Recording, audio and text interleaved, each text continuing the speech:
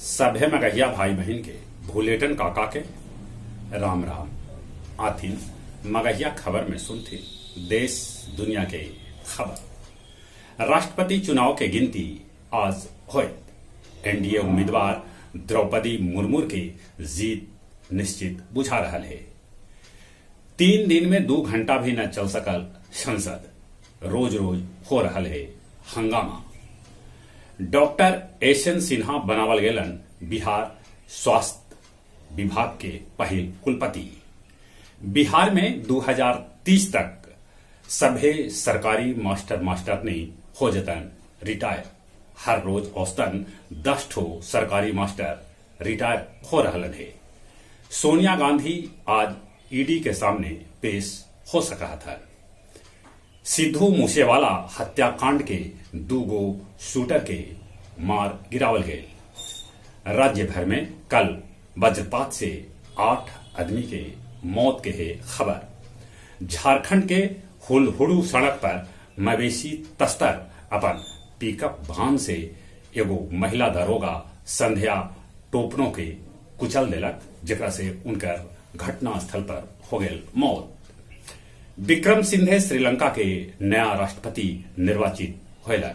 वो 6 बेर श्रीलंका के प्रधानमंत्री रहलन है।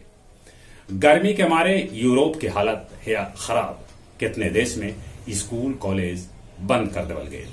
1000 से ऊपर है मौत के खबर। ऋषि सुनक ब्रिटेन के पीएम बन सका हथन, बस एक कदम हथन दूर। रूस यूक्रेन के बीच लड़ाई अभी जारी है।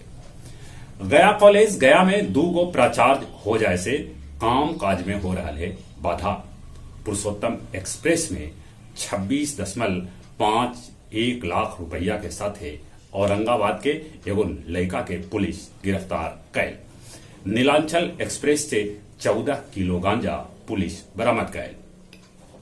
गया जी के डीएम डॉक्टर त्यागराजन कहलका कि ग्रामीण क्षेत्र में बिजली विभाग न काटे, सिंचाई हो जाए प्रभावित। अब कुछ खेल के समाचार।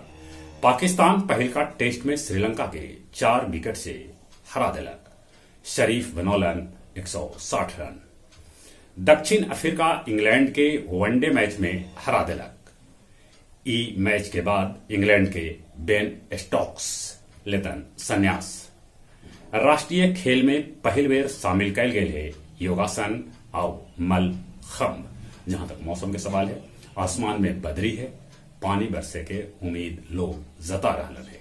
उन्हें कोरोना भी बढ़ रहा है, इले मुंह होना पर मास्क लगा थी।